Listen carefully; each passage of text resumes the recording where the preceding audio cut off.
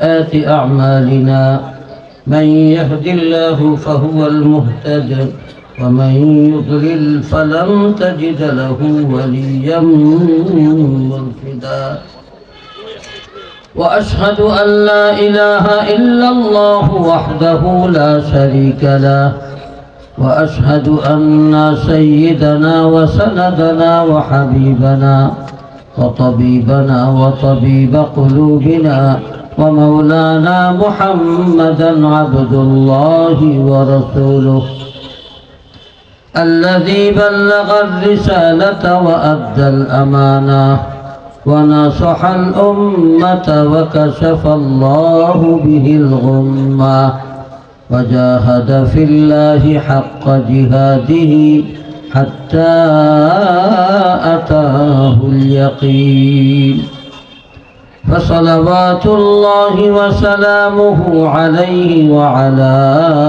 آله وصحبه وتابعيه ومن تبعهم بإحسان إلى يوم الدين أما بعد فإن أصدق الحديث كتاب الله وخير الهدي هدي محمد صلى الله عليه وسلم وشر الأمور محدثاتها وكل محدثة بدعة وكل بدعة ضلالة وكل ضلالة في النار ثم أما بعد فأعوذ بالله من الشيطان الرجيم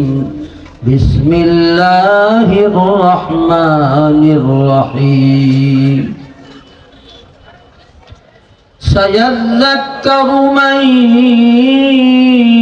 يخشى ويتجنبها الأشقى الذي يصلى النار الكبرى ثم لا يموت فيها ولا يحيا سبحانك لا علم لنا إلا ما علمتنا إنك أنت العليم الحكيم اللهم علمنا ما ينفعنا وانفعنا بما علمتنا وزدنا علما اللهم أرنا الحق حقا وارزقنا اتباعه وأرنا الباطل باطلا وارزقنا اجتنابه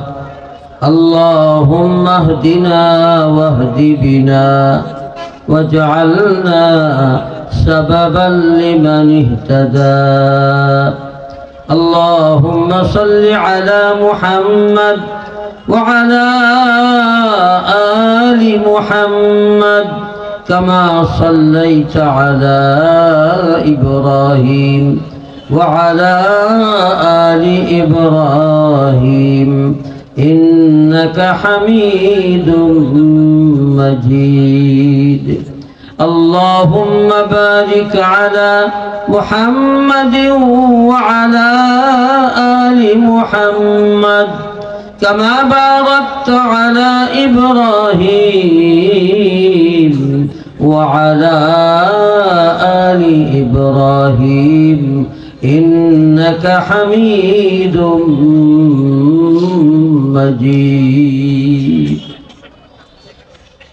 محترم صدر مجلس معزز علماء کرام মুরব্বিয়ান আযম উপস্থিত ছোট বড় আমার দ্বীনী ভাইরা পর্দার অন্তরালের আমার মা ও ভগ্নীগণ আল্লাহ রাব্বুল আলামিনের দরবারে অসংখ্য অগণিত শুকরিয়া যিনি আমাকে আপনাকে অতি মূল্যবান জায়গা অত্যন্ত দামি জায়গা এই জান্নাতের বাগানে আসার তৌফিক দান করেছেন।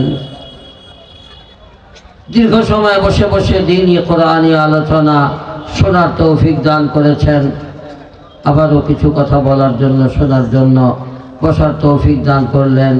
আল্লাহ রাব্বুল আলামিনের এই অতি মূল্যবান নিয়ামত সমূহের শুকরিয়া আদায় করতে একবার মুহাব্বতের সাথে কালিমাতুশ শুকর করলেই বলি আলহামদুলিল্লাহ। আমার ভাইরা, লম্বা কথা তো হবে না। আর রেজাউল করিম আবরার সাহেব যেখানে আলোচনা করে গেছেন সেখানে তো আসলে আমার আলোচনা করার আর কোনো সুযোগই থাকে না। আমরা বড় বড় আলেম। বাকি আমি একটা কথা বুঝি, সেটা হলো আমাদের গন্তব্যস্থানে পৌঁছার জন্য যা যা করা লাগবে সেই পথের কাজগুলা করা খুব একটা সহজ আমাদের কাছে না। ডাক দিলেই যে পারবো তা পারবো না। আমি আপনাদেরকে একটা কথা বলি, যুদ্ধের মধ্যে এমন হয়েছে না যে সাহাবায়ে কেরাম একটা সুন্নাত তরক করার কারণে বিজয়ী হতে পারছিলেন না? এরকম আছে না? তাহলে কি মনে করেন যে একেবারে ডাক দিলাম আর আমরা চলে গেলাম আর পালিয়ে যাব? আমাদেরকে তো প্রস্তুতি নেওয়া লাগবে না? সেই প্রস্তুতিটা কি? সেই প্রস্তুতিটা কি আমরা নিতে পারতেছি? এক কথায় যদি বলি, আল্লাহর কোরআনের হালালকে হালাল জানতে পারতেছি, হারামকে হারাম জানতে পারতেছি, সবাইকে আল্লাহর আদেশগুলাকে ঠিকমতো মানতে পারতেছি, আল্লাহর নিষেধগুলি থেকে বাঁচতে পারতেছি না। তাহলে যেখানে সাহাবায়ে কেরাম যদি একটা সুন্নাত তরক করার কারণে পিছিয়ে পড়তে পারেন, তাহলে আমরা এই এত ফরায়েজ তরক করার পরে বিজয়ী হব আশা করি কিভাবে? এজন্য আমি সবসময় একটা কথা বলি কি জানেন, আমাদের দেখতে হবে মূল রোগটা কোথায়। পারি না কেন? আল্লাহ তো কোরআনে বলে দিয়েছে যেই রোগটা, সেই রোগটা আমরা ওয়াশ করি, অথচ আমাদের মধ্যেও আছে। আজীব বিষয়টা কি জানেন? দুনিয়ার মোহাব্বত। দুনিয়ার মোহাব্বত আখিরাতের চেয়ে বেশি হওয়া, এটাই হলো আসল রোগ। আল্লাহর নবী বলেন, হুব্বুদ দুনিয়া রাসু কুল্লি খাতিআহ। দুনিয়ার মোহাব্বত সমস্ত নাফরমানির মূল। আল্লাহ বলেন, ওয়াইলুল লিল কাফিরিন মিন আযাবিন শাদীদ আল্লাযীনা ইস্তাহিব্বুনাল হায়াতাদ দুনিয়া আলাল আখিরাহ। যারা আল্লাহর কোরআন অবিশ্বাস করে, যারা আল্লাহর কোরআন অনুযায়ী জীবনযাপন করে না, আল্লাহ বলেন তাদের রোগ হলো যারা দুনিয়ার জীবনকে আখিরাতের জীবনের চেয়ে বেশি ভালোবাসে। এখন এটা কি আমাদের মধ্যে আছে কি নাই? তাই যদি না হবে, তাহলে বক্তা আবার দিন বাদ দিয়ে দুনিয়ার জন্য ওয়াজ করে কে? দিন বাদ দিয়ে দুনিয়ার জন্য ওয়াজ করা বোঝে? মানে পয়সা কম হলে, বাহবা কম হলে আর মোটে ভালো লাগে না, আর ফিরে বার দেওয়া তো নেই না। বোঝা গেল আমার কাছে দিনের চেয়ে দুনিয়া বড়। হায় রে, এটাই বড় সমস্যা। ইখলাসের বড় অভাব।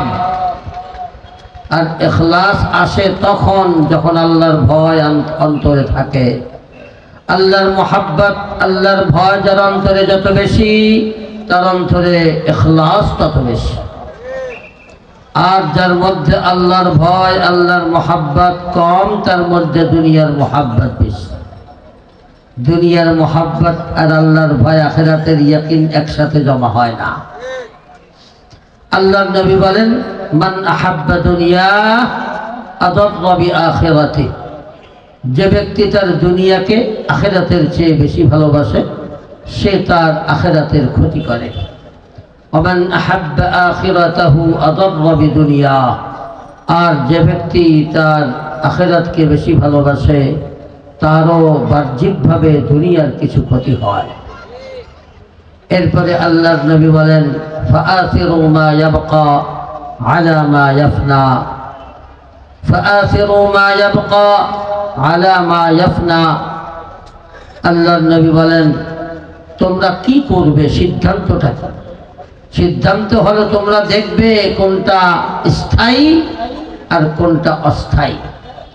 আল্লাহ নবী কিন্তু বলে দুনিয়া আর আখিরাত বলেন নাই, কারণ যখনই আল্লাহ নবী বলবেন দুনিয়াকে আখিরাতকে দুনিয়ার উপরে প্রাধান্য দাও, তেমন কিছু লোক বের হয়ে যাবে, তারা বলবে কেন আমরা আখিরাতকে দুনিয়ার উপরে প্রাধান্য দেব? আখিরাত তো হলো বাকি আর দুনিয়া তো হলো নগদ, তা আমরা কি এত পাগল যে নগদটা বাদ দিয়ে আখিরাতকে আমরা প্রাধান্য দেব? এমন প্রশ্ন এসে দাঁড়াবে। সেজন্য আল্লাহ নবী সাল্লাল্লাহু আলাইহি ওয়াসাল্লাম এমন একটা আসল, এমন একটা কায়দা আল্লাহর নবী বলে দিলেন যে কায়দায় আমরা সবাই একমত। সেটা হলো অস্থায়ীটাকে আমরা কখনো স্থায়ীটার উপরে প্রাধান্য দেই না। এজন্য আল্লাহর নবী সাল্লাল্লাহু আলাইহি ওয়াসাল্লাম বলেন ফাআসিরু মা ইয়াবকা আলা মা ইয়াফনা। সুতরাং যেটা স্থায়ী তোমরা সেটাকেই প্রাধান্য দাও, যেটা অস্থায়ী সেটার উপরে। অস্থায়ী কোনটা? অস্থায়ী কোনটা? দুনিয়া। আর স্থায়ী কোনটা? স্থায়ী আর অস্থায়ী জানেন দুনিয়ার আখিরাতের পার্থক্যটা কতটুকু? আজি দুনিয়া কতটুক সময়ের নাম আর আখিরাত কতটুক সময়ের নাম, এই নিয়ে কথা বলা কঠিন। তবে আমার একটা আয়াত সামনে আছে, সে আয়াতের মধ্যে আল্লাহ বলেন ও বান্দা তুমি দুনিয়াতে কতক্ষণ অবস্থান করেছিলে? কাম লাবিস্তুম ফিল আরদ আদাদা সিনিন। ও বান্দা তুমি বছরের গণনা হিসাবে কতক্ষণ দুনিয়াতে ছিলে? বান্দা তখন বলবে ক্বালু লাবিসনা ইয়াওমান, আল্লাহ আমরা দুনিয়াতে একদিন ছিলাম। কয়দিন? আও বা'দা ইয়াওম, অথবা একদিনের কিছু অংশ, একদিন অথবা আধা দিন ছিলাম দুনিয়াতে। মানে একদিনের বেশি না, আধা দিনের কম না, কি বল? এই হলো দুনিয়া।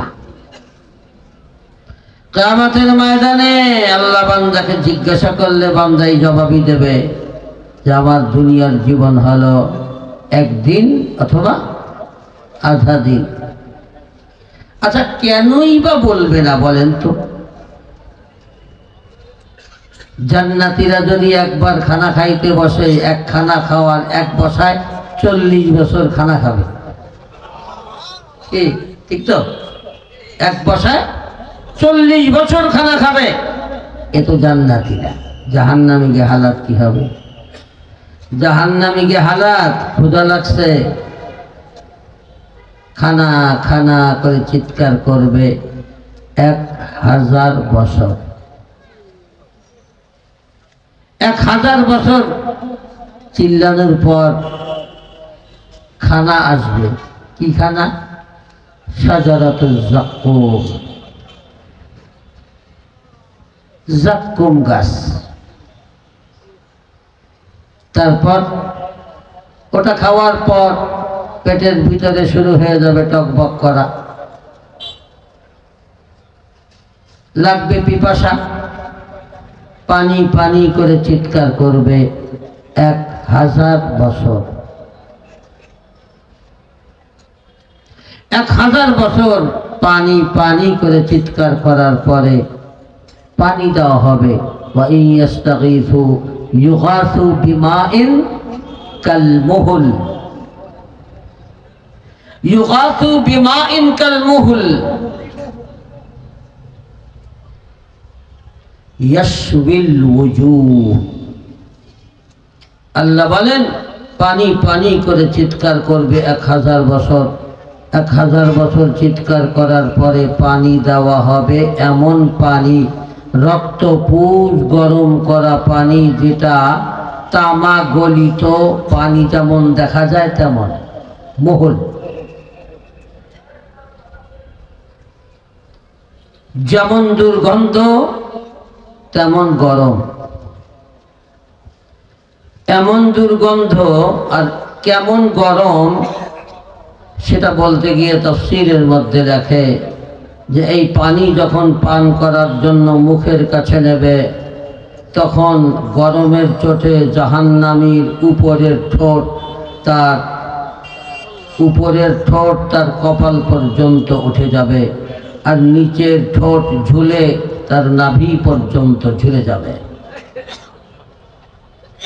গরমের চোটে। মাঝখানে এক একটা দাঁত হবে অহুদ পাহাড় সমান, এই দাঁতগুলি বেরিয়ে থাকবে। এখন চিত্রটা কেমন বলেন তো? এই চিত্রটার কথা আল্লাহ বলেন ইয়াশবিল ওজুহ বি'সাশ শারাব, বি'সাশ শারাব। আল্লাহ, কতই না খারাপ পানীয়। দুর্গন্ধটা কেমন হবে জানেন? আল্লাহ বলেন ওয়ায়ুসকা মিন মাইন সাদীদ, তাদেরকে পুষ গরম করা পানি পান করতে দেওয়া হবে। পানি তো পান করতে হবে, পান করার জন্য তাকে দেওয়া হয়েছে, জোর করে পান করানো হবে। ইয়াতাজাররাহু ওয়া লা ইয়াকাদু ইউসিগুহু, পান করার সময় গলার ভিতরে যেতে চাইবে না, যেতে চায় না। এই পানি যাইতে চায়, একদিকে দুর্গন্ধ আর একদিকে গরম, জোর করে দেওয়া হবে। আল্লাহ বলেন ওয়ায়াতিহিল মাউতু মিন কুল্লি মাকান, চতুর্দিক থেকে মৌত এসে তাকে চেপে ধরবে, ঘিরে ধরবে, কেমন যেন মরে মরে। ওমা হুয়া বিমাইয়িত, কিন্তু মরবে না। এই হবে পানি পান করার হালাত। তারপরেও পান করা লাগবে। পান করার পরে কি হবে? আল্লাহ বলেন ওয়াসুকু মাআন হামিমা, ওয়াসুকু মাআন হামিমা, তাকে গরম পানি পান করানো হবে তাদেরকে। ফাকাত্তাআ আমআআহুম, কাত্তাআ মানে কি জানেন? কাতাআ ইয়াকতাউ মানে কাটা, আর কাত্তাআ ইউকাত্তিউ মানে ওটাকে টুকরো টুকরো করা, একদম চূর্ণ বিচূর্ণ করা। আল্লাহ বলেন ফাকাত্তাআ আমআআহুম, তাদের নাড়ি ভুঁড়িকে একেবারে চূর্ণ বিচূর্ণ করে ওই ভিতরের পানির সাথে মিশায় দেবে। ফলে কি হবে? পিছনের রাস্তা দিয়ে সব পড়ে যাবে। আবার ওই নাড়ি ভুঁড়ি মরবে না, কারণ মৌত তো আগেই জমি করে দেওয়া হয়েছে। মৌত তো আগেই জমি করে দেওয়া হয়েছে। আবার ওই পিছনের রাস্তা দিয়ে বের হয়ে যাওয়া নাড়ি ভুঁড়িগুলি তার সামনের রাস্তা দিয়া ঢুকায় দেওয়া হবে মুখ দিয়া। আল্লাহ, সেই যে কি হালাত! বলছিলাম দুনিয়ার জীবন আখিরাতের জীবনের তুলনায় একদিন বা আধা দিন কেন হবে না? যেখানে একক তো খানা খাওয়ার জন্য যদি 2-3 হাজার বছর লাগে, একক তো খানা, পানি, ক্ষুধা সব মিলায়া 2 বছর 3 বছর 2000-3000 বছর সময় লাগবে। চিন্তা করতে পারেন? হায় রে হায় রে। তাফসীরে লেখে জাহান্নামীরা বলতে থাকবে, ও জাহান্নামের দারোগা, ইয়া মালিক, ওয়ানাদাউ ইয়া মালিক। এই ইয়া মালিক শুধু বলতে থাকবে 1000 বছর। 1000 বছর ইয়া মালিক ইয়া মালিক। তখন 1000 বছর পরে মালিক বলবে কি চাস, কি চাস? তখন বলবে লিয়াকদি আলাইনা রাব্বুক, তোমার রবকে বলো আমাদেরকে যেন খতম করে দেয়, আমরা আর পারি না, আমরা আর বেঁচে থাকতে চাই না, আমাদেরকে যেন খতম করে দেয়। জাহান্নামের দারোগা বলবে ইন্নাকুম মাকিসুন, আরে না, তোরা এখান থেকে তোরা মরবি না, তোরা এই জাহান্নামের মধ্যেই অবস্থান করবি। আল্লাহ বলেন লাকাদ জিনাকুম বিল হক, আমি তোদেরকে হক দিয়েছিলাম, কোরআন দিয়েছিলাম, দ্বীন দিয়েছিলাম, তাতে তোদের অধিকাংশই এটাকে অপছন্দ করেছিলি, মানিস নাই।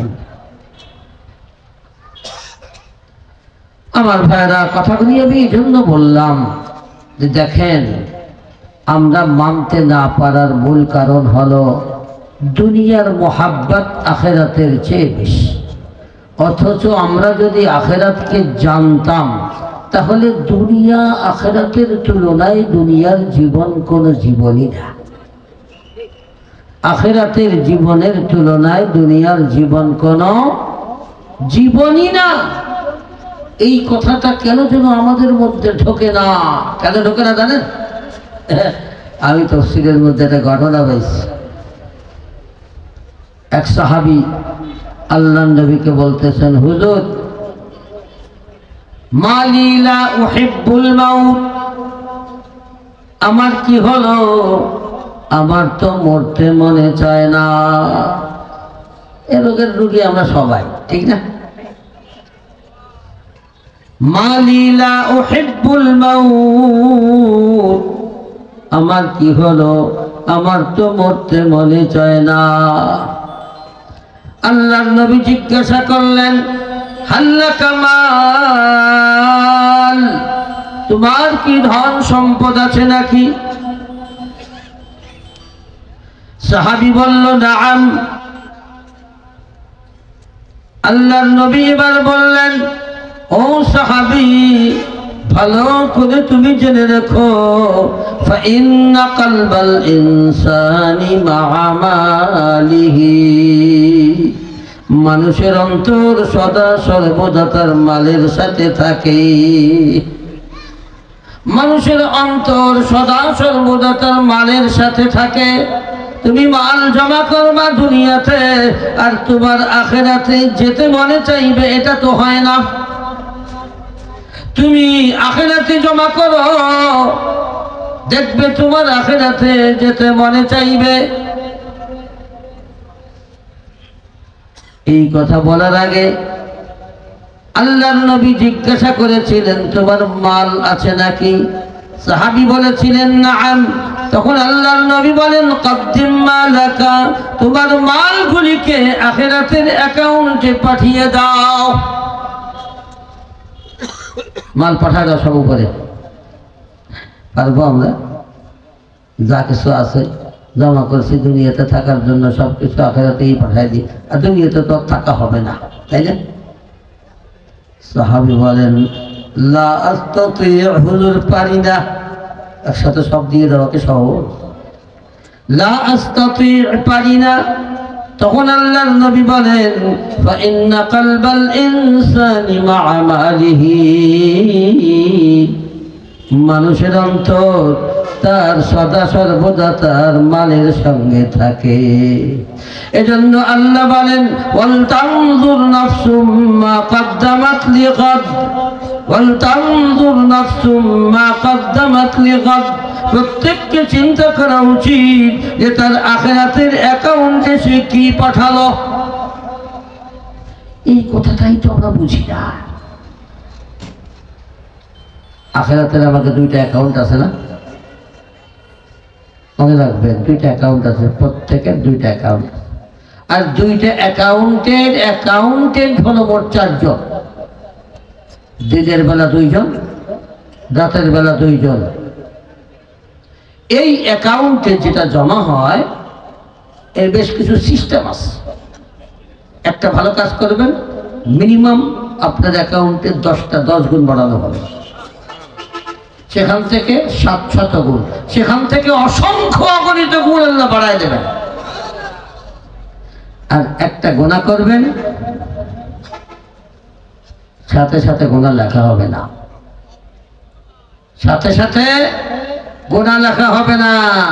এই জন্য আল্লাহ কি কিছু জানেন, وَمَنْ جَاءَ بِالسَّيِّئَةِ فَلَا يُجْزَى إِلَّا مِثْلَهَا।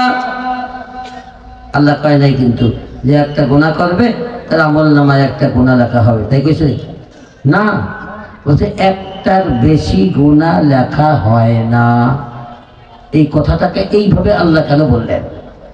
আল্লাহ এইভাবে বললেন এই জন্য যে আল্লাহ বুঝাতে চান, ও বান্দা গুনাহ করলে যদি লেখা হয় তাহলে একটা লেখা হয়, কখনো কখনো লেখাই হয় না, কখনো কখনো লেখাই হয় না। সেটা কিরকম?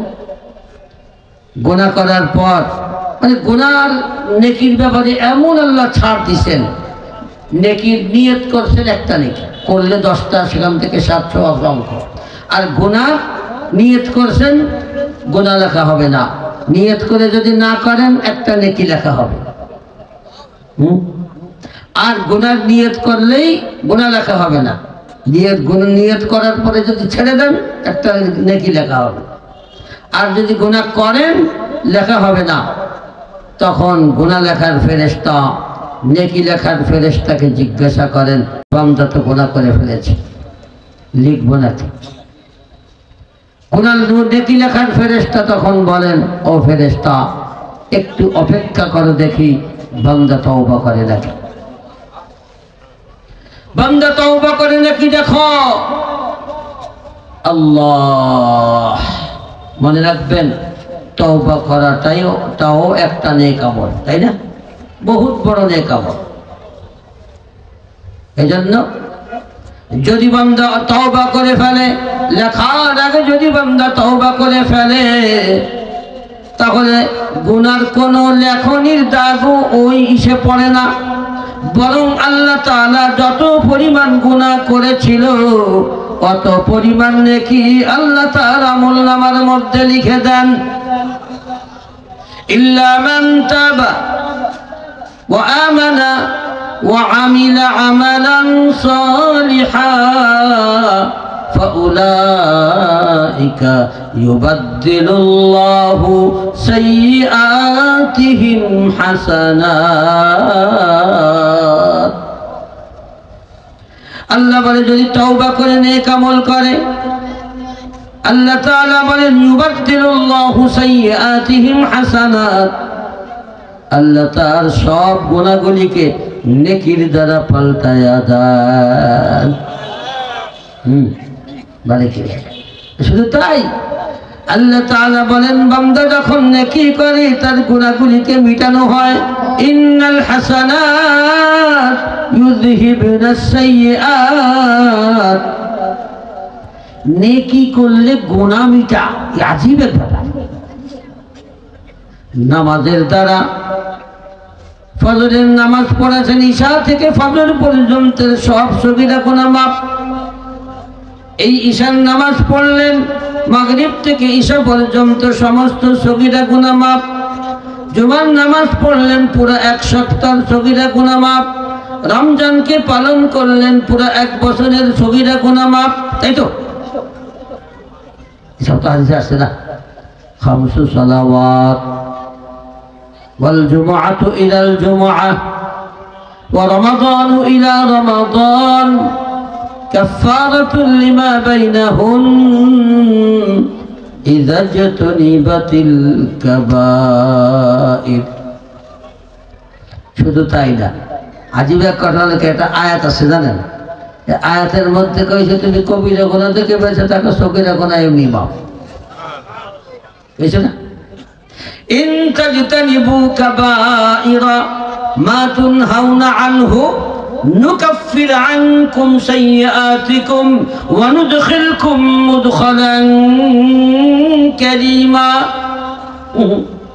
আল্লাহ বলেন যদি তোমরা কাবাইরা মা তুনহাউনা আনহু তোমাদের নিষিদ্ধ কাজগুলির মধ্য থেকে বড় বড় কবিরা গুনাহগুলি থেকে যদি তোমরা বেঁচে থাকো ইনতাজতানিবু কাবাইরা মা তুনহাউনা আনহু আল্লাহ বলেন নুকাফির আনকুম সাইয়্যাতিকুম তাহলে অন্যান্য সব গুনাহ আমি আল্লাহ মাফ করে দেব। দেখলেন না وندخلكم مدخلا كريما আল্লাহ বলেন আমি তোমাদেরকে অত্যন্ত সম্মানিত জায়গা জান্নাতে ঢুকাবো।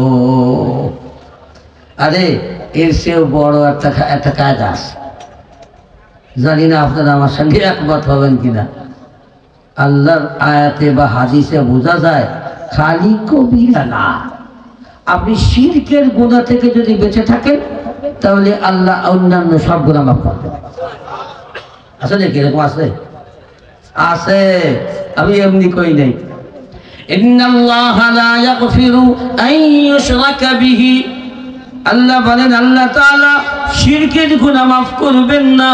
ওয়া ইয়াগফিরু মা দুনা যালিকা লিমান ইয়াশা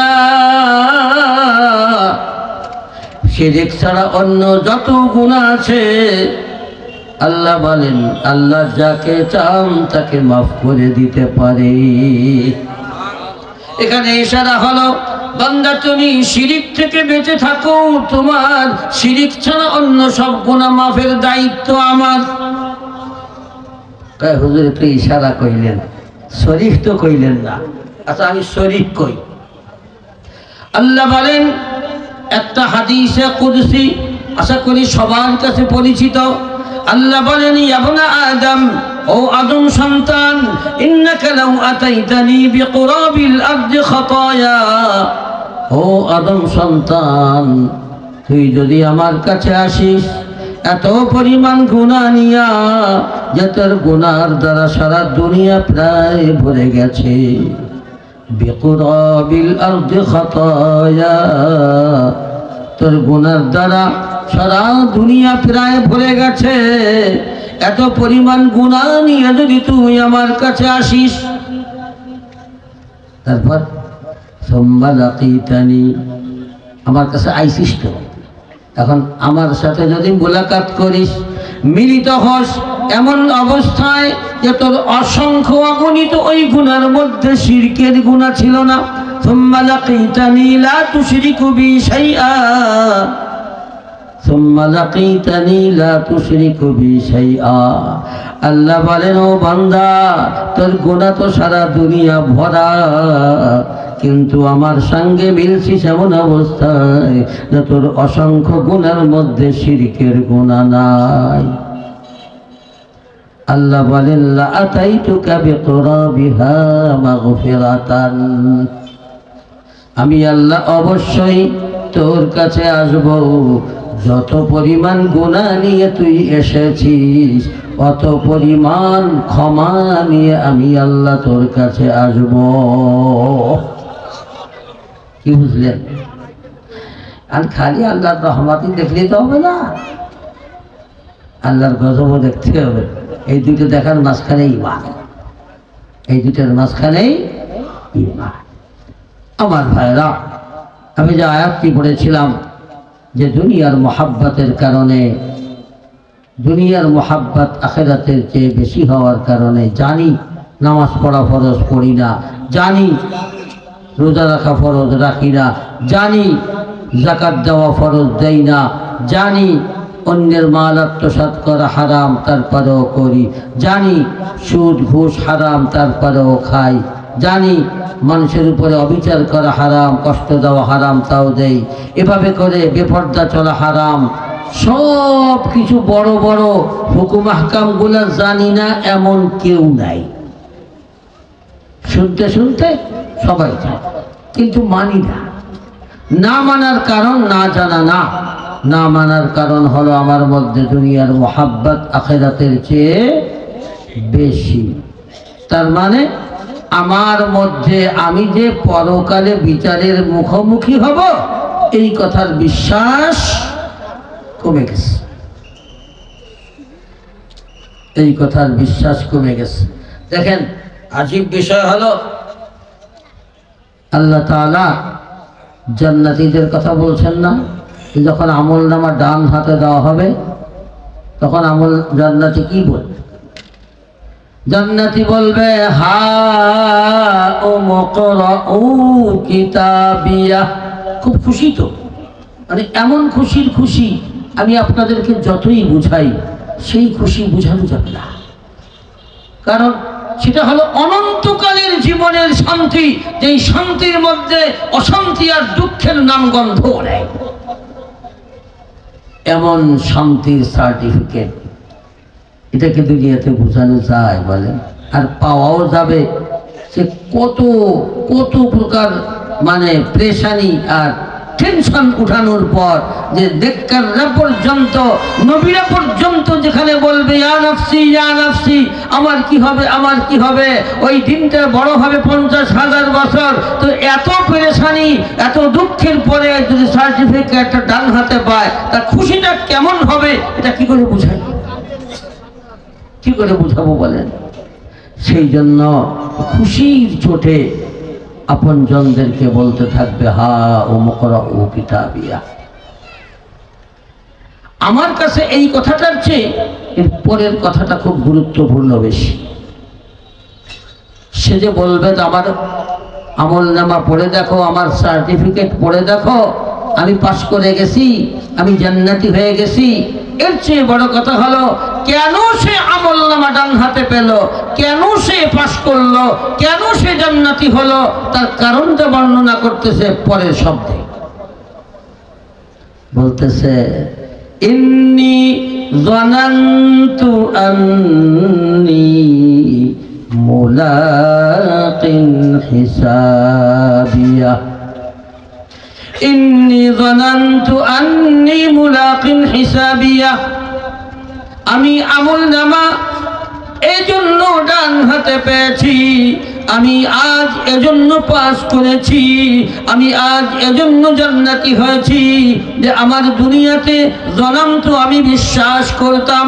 জানান্তু মানে তায়াক্কানতু, আমার বিশ্বাস ছিল, আমার একেবারে এমন বিশ্বাস, বিশ্বাসের উপরে বিশ্বাস ছিল, আন্নী মুলাকিন হিসাবিয়া, যে কোনো কাজ করি না কেন, যে কোনো কাজের কাছে আমি যাই না কেন, আমার বিশ্বাস ছিল আমার এই কাজগুলি আল্লাহর দরবারে সব লিপিবদ্ধ থাকতেছে, এর বিচার হবে, এর হিসাব নিকাশ হবে, আমি হিসাব নিকাশের সম্মুখীন হব, এই কথার ইয়াকিন আমার অন্তরে ছিল, যার কারণে আমি দুনিয়াতে ওটাকে বুঝে শুনেই চলেছি। যখন মানুষ অন্যায় করে, খালি যদি এই কথাটা খেয়াল করে যে আমি অন্যায় করতেছি, এটা তো আমি করতেছি আর কেউ দেখতেছে না, তা তো না, আল্লাহও দেখতেছে, ফেরেশতারাও লিখতেছে, আর সাথে সাথে আমার অঙ্গ প্রত্যঙ্গ সাক্ষী আছে। এখন এটা হিসাব হবে, হিসাবের মুখোমুখি হওয়া লাগবে এমন একজন মালিকের, সেটা হলো মালিকুল মুলুক, বাদশার বাদশাহ, বাদশার বাদশাহ, যার কথার উপরে কারো কথা চলে না, সে চাইলে মানুষ কথাও বলে না। আল্লাহর সামনে যখন বান্দা বসা থাকবে কিয়ামতের ময়দানে, আল্লাহ বলেন লা ইয়াতাকাল্লামুন, কেউ কথা বলতে পারবে না, ইল্লা মান আযিনা লাহুর রহমান, আল্লাহ যাকে অনুমতি দেবেন সেই ছাড়া কেউ কথা বলতে পারবে না। এজন্য মনে রাখতে হবে এটাই, দুনিয়ার যে কোনো জাস্টিসের সামনে আমরা থাকলে, বড় অফিসারের সামনে থাকলে খুব আদবের সাথে বসার চেষ্টা করি। মনে রাখবেন আল্লাহর সামনে যখন থাকবে আদব এমন হবে যে আপনি টু শব্দটাও করতে পারবেন না। এই কথা মানুষের মধ্যে তো একটু ফিসফিস শোনা যায়। সারা দুনিয়ার মানুষ আর দিন থাকবে কিয়ামতের ময়দানে টু শব্দও নেই, টু শব্দও থাকবে না, যেখানে আল্লাহ হবেন বিচারক। কথা বোঝেন না?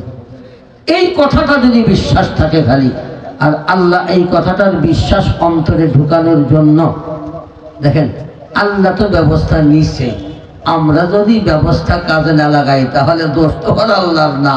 খেয়াল করেন, প্রত্যেক নামাজের প্রত্যেক রাকাতে পড়া লাগে মালিকি ইয়াউমিদ্দিন, পড়া লাগে না? মানে আল্লাহ তুমি প্রতিদান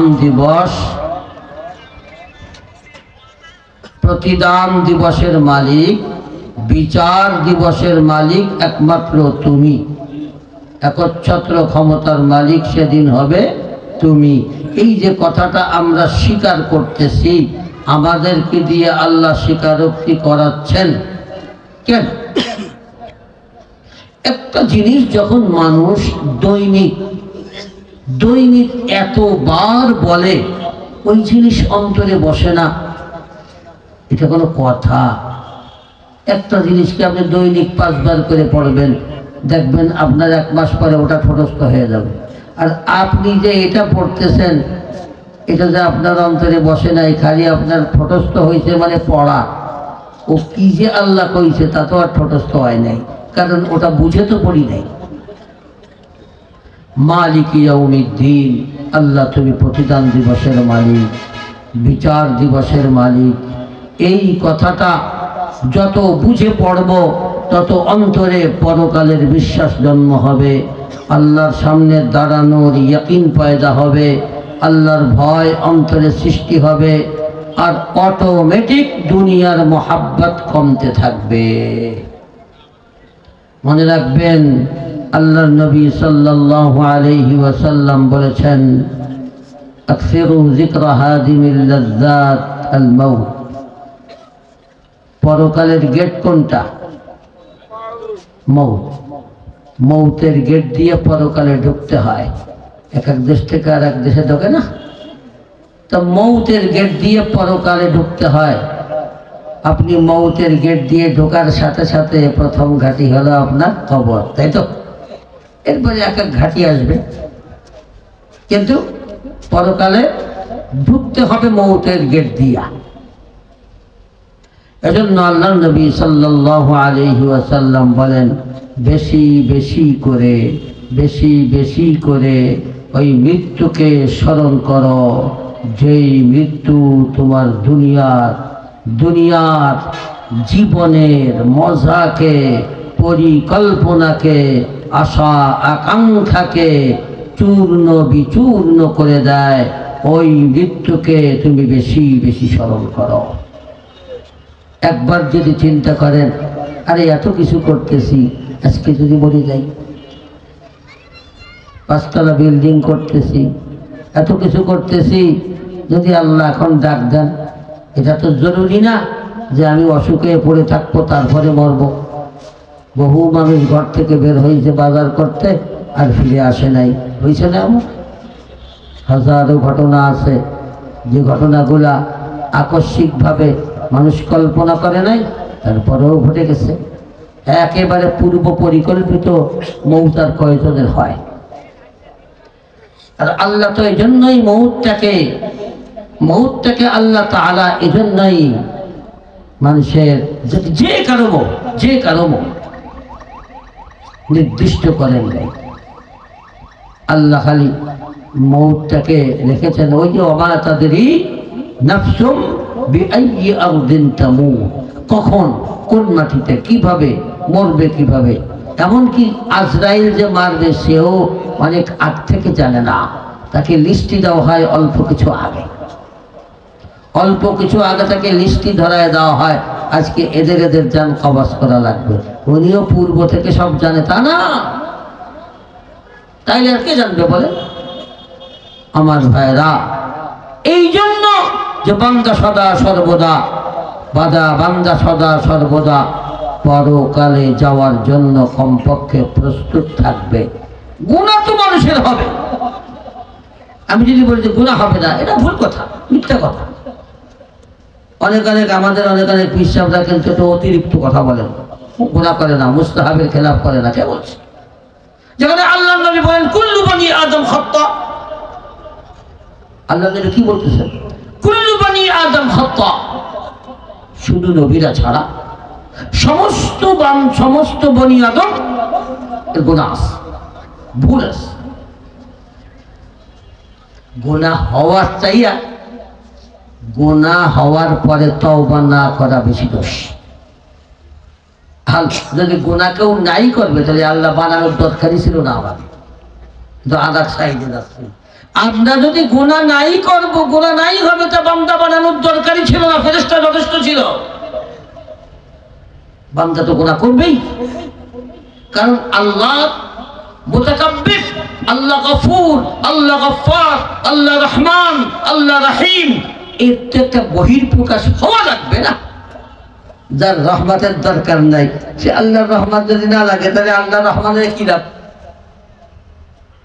এই জন্য মনে রাখবেন, গুনাহ হওয়ার চেয়ে গুনাহ হওয়ার পরে তার উপরে ইসরার করা এটা বড় দোষ। গুনাহ তো হতেই পারে, বরং আপনি 1000 বার গুনাহ করেন আর 1000 বার তওবা করেন, আপনি যতবার তওবা করবেন আল্লাহ ততবার আপনার তওবা কবুল করবেন। ওই কি এটা কইছে না, अगर কি জানি 100 বার তওবা শিকাস্তি বাজ আ। মনে রাখবেন, আপনি তওবা করতে করতে করতে করতে আপনি মানে হাওয়ায় যাবেন, পেরেশান হবেন, কিন্তু আল্লাহ আপনাকে ক্ষমা করতে করতে করতে করতে কখনো আল্লাহ পেরেশান হবেন না। আল্লাহ এমন গফুর, এমন গফফার। এই জন্য এটা বিষয় না যারা বলে গুনাহ করে না, আরে গুনাহ তো হয়েই যায়, ওরা ইচ্ছা করে করা ঠিক না, তা ঠিক, কিন্তু গুনাহ তো হতেই হবে, গুনাহ হওয়ার জন্য নবীদেরকে আল্লাহ মাসুম রেখেছেন। এটার মধ্যে আল্লাহ তাআলার হিকমত আছে। মানুষের মধ্যে গুনাহ করার মতো অবস্থা দিয়েই আল্লাহ মানুষকে সৃষ্টি করেছেন। গুনাহ হবে, কিন্তু গুনাহ হওয়ার পরে বসে থাকা এটা দোষ। আপনি বাড়িকে নাফরমানি করেছেন, আপনার মধ্যে এতটুকু অনুশোচনা আসলো না যে মালিকের কাছে তো মাপ চাইতে হবে, মালিককে বলতে হবে যে আল্লাহ আমি গুনাহ করে ফেলেছি, আমাকে মাফ করে দাও। আপনি গুনাহ করলে যে সওয়াব হয়েছে, গুনাহ করলে যে গুনাহ হয়েছে, আপনি গুনাহ করার পরে যদি সত্যিকারে এইভাবে অনুশোচনা করে আল্লাহর কাছে মাপ চান, দেখবেন আপনার ওই গুনাহটাও আমার নেকিতে পরিণত হয়ে গেছে। আমার ভাইরা, এই জন্য বলছিলাম মৌতকে বেশি বেশি স্মরণ করা। মৌতকে স্মরণ করলে দুনিয়ার মোহাব্বত অন্তর থেকে কমবে আর পরকালের ইয়াকিন বাড়বে, আল্লাহর ভয় পয়দা হবে। আর আল্লাহ ওই কথাটাই বলেছেন, সায়াযাক্কারু মান ইয়াখশা। স্বাভাবিক ওয়াজ হয়, ওয়াজ কবুল করে না, জানি মানি না, গন্তব্যে পৌঁছার জন্য প্রতিবদ্ধতা যা করা লাগবে জানতেছি, করতে পারতেছি না। মূল বিষয় হলো দুনিয়ার মোহাব্বত আখিরাত থেকে খুব বেশি হয়ে গেছে। এজন্য দুনিয়ার মোহাব্বত কমায়া আমাকে আল্লাহর ভয় অন্তরে আনতে হবে। আর একমাত্র উপায় হলো পরকালের বিশ্বাস অন্তরে ঢুকাতে হবে। আর পরকালের বিশ্বাস অন্তরে ঢুকানোর মাধ্যমেই আল্লাহর ভয় অন্তরে ঢুকানো সম্ভব।